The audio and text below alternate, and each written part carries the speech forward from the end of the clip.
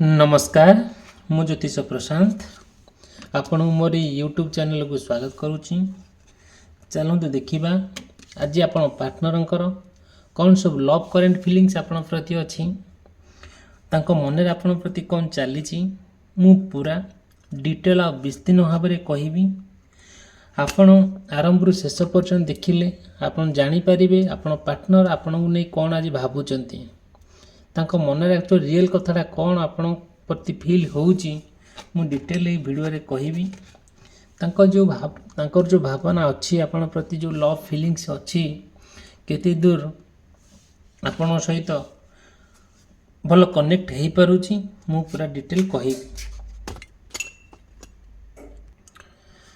देखंतु जदियो आपण मो वीडियो को आपण देखुछन मो वीडियो को लाइक करिवे चैनल को सब्सक्राइब करिवे आउ केबे भी भूलिबे नाही।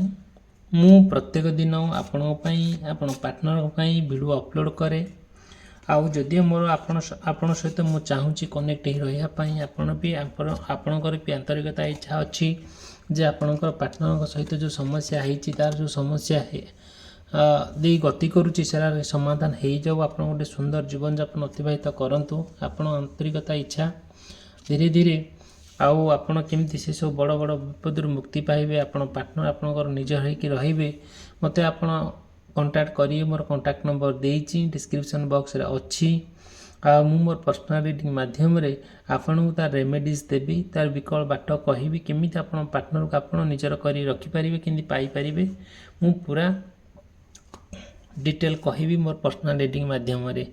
ठीक अछि चलम देखिबा जदि आपणकर किंबा आपण पार्टनरंकर मेष राशि वृष राशि मिथुन राशि कर्कट राशि सिंह राशि कन्या राशि तुला राशि बिछा राशि धनु राशि मकर राशि कुंभ राशि एवं मीन राशि होता है बहुत गुड़े कथा मे भी आप सहित कनेक्ट हो पारे मे भी न हो पारे फिर भी तथापि देखिबा कौन कौन सब तांको मन रे आपन को नहीं कि से कौन कौन भावुचंती आउ कहीं से एमिति जहाँ भी गोटे करूचंती किछि ठीक करू नाहंती आउ आपन को से कथा को नहीं कि भाबिकी आपन बहुत चिंतामग्न अछंती आ मन रे बहुत अशांति सृष्टि होउची आउ जहाँ जहाँ सब आपन चाहूचंती तांक सहित कथबार्ता करिया पई प्रत्येक दिन समाधान करिवा पई आपन पार्टनर सहित जहाँ भी गोटे होउची आउ से समाधान बाट किछि पाई पारु नाहंती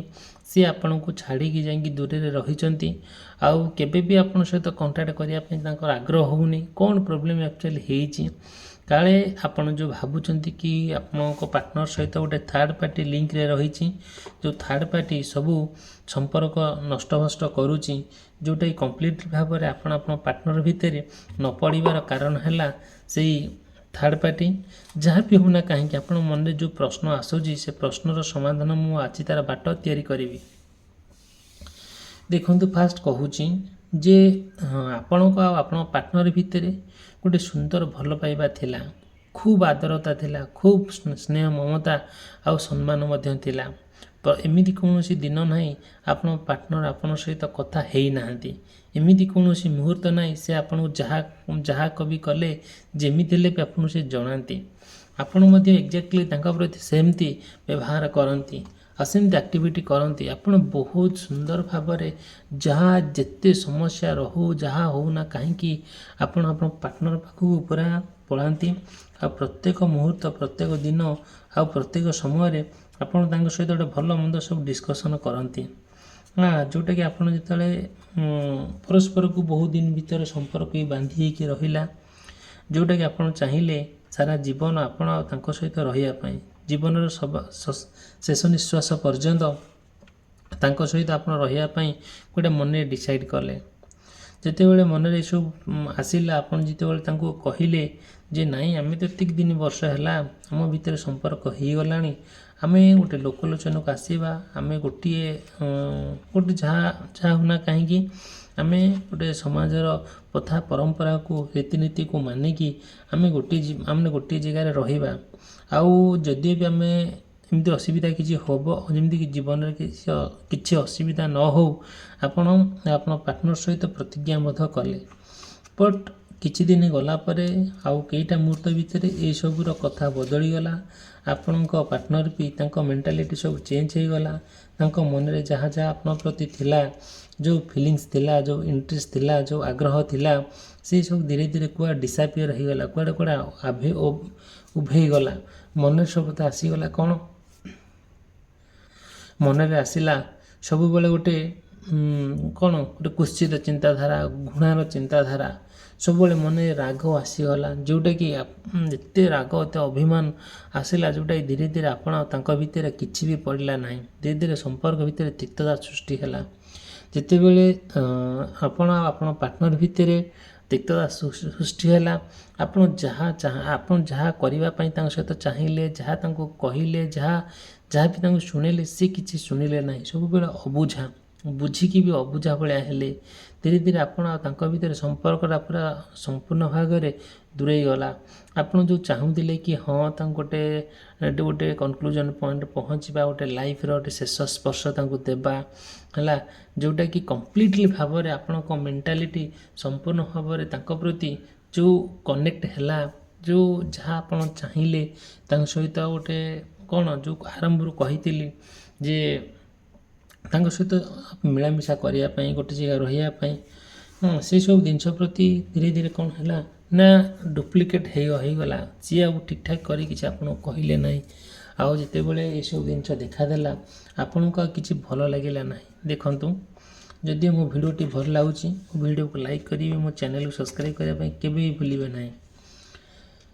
ଦେଖନ୍ତୁ, ଯାହା ହଉନା କାହିଁକି, ଆପଣ ଯେତେବେଳେ ଏଇସବୁ ପ୍ରୋବ୍ଲେମ୍ ଦେଖାଦେଲା, ଆପଣ ଧୀରେ ଧୀରେ ଆପଣଙ୍କ ମାଇଣ୍ଡରେ ସେ ବହୁତ ଗୁଡ଼ିଏ ପ୍ରଶ୍ନ ଆପଣ ପାର୍ଟନରକୁ ନେଇକି ଆସିଲା।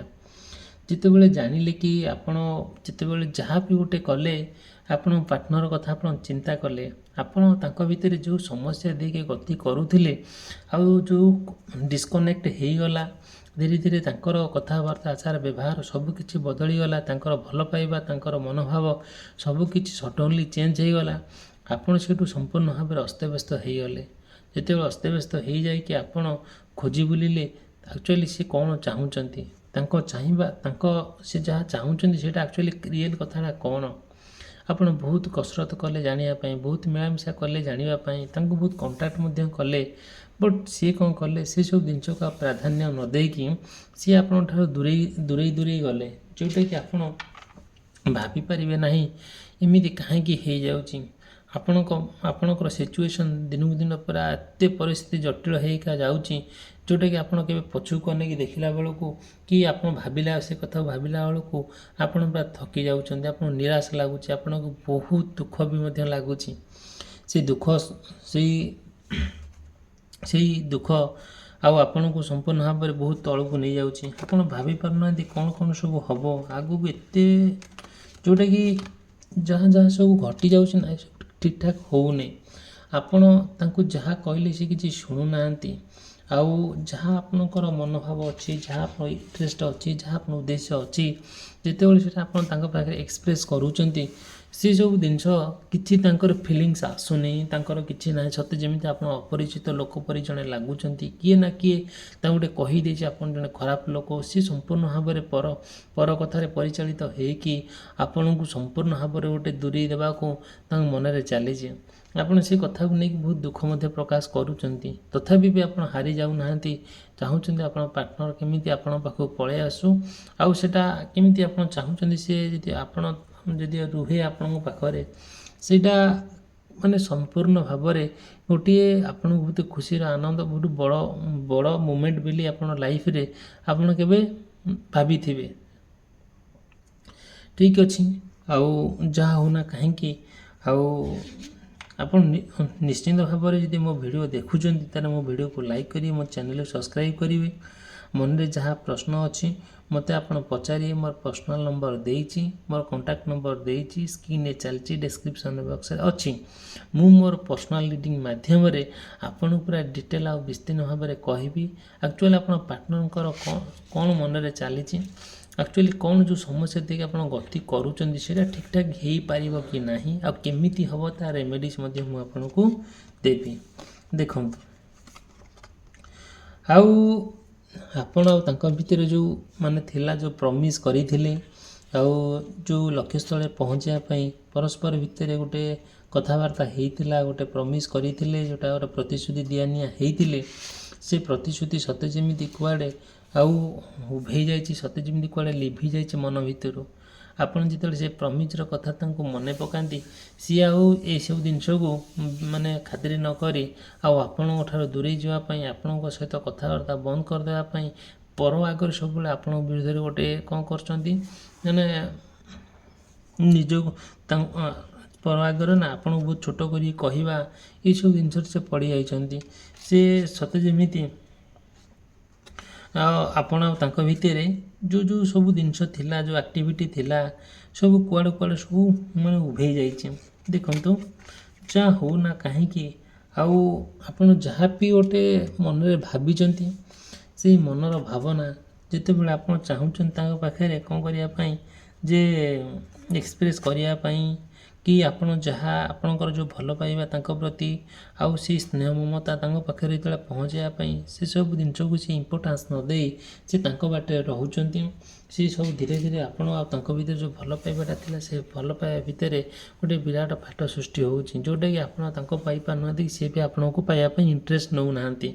ସେଇଟା ହେଲା ଆପଣଙ୍କର ଜୀବନର ଗୋଟେ ବଡ଼ ଦୁଃଖ, ଯେଉଁଟାକି ଆପଣ ତାଙ୍କୁ ଚାହିଁଲେ ବି ତାଙ୍କୁ ଛାଡ଼ି ଦେବା ପାଇଁ ଆପଣ ତାଙ୍କୁ ଛାଡ଼ି ପାରୁନାହାନ୍ତି।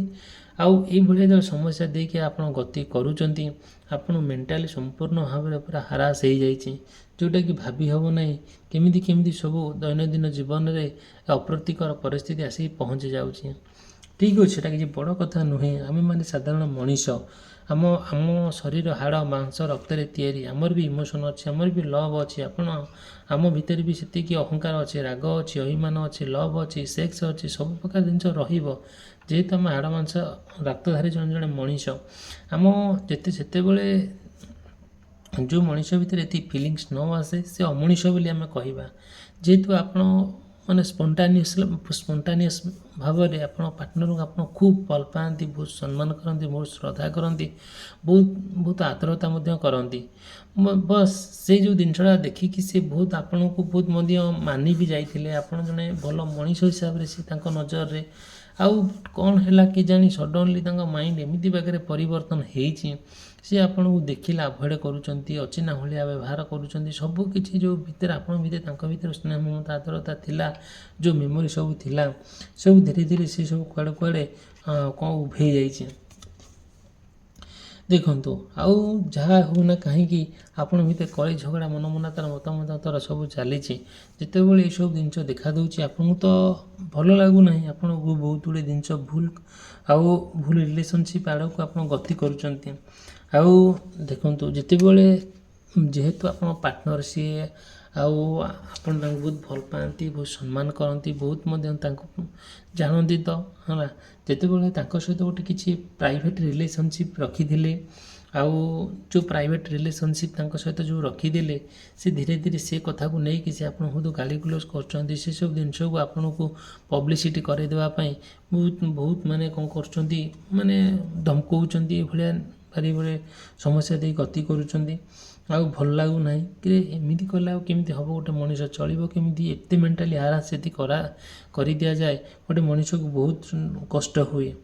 ଆଉ ଧୀରେ ଧୀରେ ଆପଣ ସେ କଥାକୁ ଭାବିକି ଆପଣ କ'ଣ କରୁଛନ୍ତି, ମାନେ ବିଭିନ୍ନ ପ୍ରକାର ନିଶା ଜିନିଷ ବ୍ୟବହାର କରୁଛନ୍ତି, ଯେମିତିକି ୱାଇନ୍ ହେଉ, ମଦ ହେଉ କିମ୍ବା ଅନ୍ୟାନ୍ୟ ହେଉ, ଆପଣ ବ୍ୟବହାର କରିକି ସେ ଯେଉଁ ଷ୍ଟ୍ରେସ୍ରେ ରହୁଛନ୍ତି, ସେ ଯେଉଁ କଷ୍ଟରେ ରହୁଛନ୍ତି, ସେ କଷ୍ଟଟାକୁ ଭୁଲିଯିବା ପାଇଁ ଆଉ ଏସବୁ ଜିନିଷ କରୁଛନ୍ତି।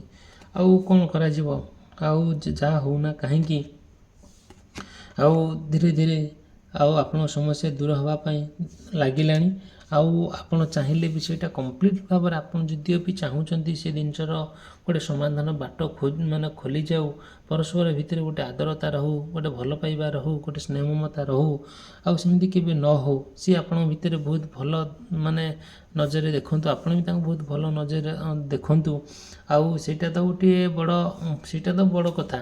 ପାର୍ଟନର ସହିତ ଯଦି ଆପଣ ଭଲରେ ରହିଲେ, ଦୁନିଆରେ ମୁଁ ଗୋଟେ ଛୋଟିଆ ଉଦାହରଣଟେ ଦେଉଛି। ଆପଣଙ୍କ ଘରେ ଯଦିଓ ବି ଆପଣ ପାର୍ଟନର ସହିତ ଗୋଟେ ଭଲରେ କଥା ହେଲେ, ଭଲରେ ରହିଲେ, କିଛି ଲୋକ ଅଛନ୍ତି କ'ଣ କରିବେ ନା ବହୁତ ଖରାପ କରି କହିବେ, ଆଉ ଯେଉଁଟାକି ଆପଣ ଭାବିପାରିବେ ନାହିଁ। ଆଉ ପାର୍ଟନର୍ ସହିତ ଯେତେବେଳେ ଆପଣ ଚାହୁଁଛନ୍ତି କି ଏମିତି ଗୋଟେ କରିବା ପାଇଁ ଆଉ ମାନେ ସମାଜରେ ଲୋକ ଅଛନ୍ତି ବହୁତ ଖରାପ କରି କହନ୍ତି, ଇଙ୍ଗିତ କରିକି କହନ୍ତି, ଆମେ ଯଦି ତାଙ୍କ କଥା ଶୁଣି ଆମେ ବି କିଛି କରିପାରିବା ନାହିଁ। ଆଉ ସମସ୍ତେ ଭାବନ୍ତି ବହୁତ ଗୁଡ଼ିଏ ଲୋକ ଅଛନ୍ତି ଆଉ ମାନେ କ'ଣ ମାନେ ଫେକ୍ ହେଲା ଡୁପ୍ଲିକେଟ୍ କଥା କୁହନ୍ତି, ଯେଉଁଟାକି ଆପଣ ସେ କଥା ଭଲ ଲାଗେନି, ଆପଣ ସେ ଲୋକକୁ ଚିହ୍ନି ପାରନ୍ତି ବଟ୍ ଆପଣ ତାଙ୍କ ସହିତ କଥା ହେବା ପାଇଁ ଆଗ୍ରହ ହୁଏ ନାହିଁ। ସେ ଲୋକ ଯେତେବେଳେ ଆପଣଙ୍କ ପାଖକୁ ଆସି ପହଞ୍ଚିଯାଏ ସେଇଟା ବଡ଼ ଖରାପ ଲାଗେ, ଯେଉଁଟାକି ଧୀରେ ଧୀରେ ଆଉ ଆପଣ ଚାହାନ୍ତି ତାଙ୍କୁ ଏମିତି ଆଭଏଡ଼୍ କରିଦେବା ପାଇଁ। ଦେଖନ୍ତୁ ମୁଁ ଆପଣଙ୍କୁ ମୋର ପ୍ରତି ଭିଡ଼ିଓରେ ଆପଣ ପାର୍ଟନରଙ୍କର କରେଣ୍ଟ ଫିଲିଙ୍ଗସ୍ କ'ଣ ଥାଏ ଆଉ ତାଙ୍କ ମନରେ ଆକ୍ଚୁଆଲି କ'ଣ ଚାଲିଛି ମୁଁ ପୁରା ଡିଟେଲ୍ କହେ। ଯଦିଓ ମୋ ଭିଡ଼ିଓକୁ ଆପଣ ଦେଖୁଛନ୍ତି ଆରମ୍ଭରୁ ଶେଷ ପର୍ଯ୍ୟନ୍ତ ଗୋଟେ କନକ୍ଲୁଜନ୍ ପଏଣ୍ଟ ଅବଶ୍ୟ ପହଞ୍ଚିବେ, ତାହା ସତ କଥା, କିନ୍ତୁ ମୋ ଚ୍ୟାନେଲକୁ ଲାଇକ୍ କରିବେ ଆଉ ଭିଡ଼ିଓକୁ ଲାଇକ୍ କରିବେ, ଚ୍ୟାନେଲ ସବସ୍କ୍ରାଇବ୍ କରିବା ପାଇଁ କେବେ ଭୁଲିବେ ନାହିଁ। ଭିଡ଼ିଓଟି ସମାପ୍ତ କରି ରହିଲି, ଧନ୍ୟବାଦ, ନମସ୍କାର।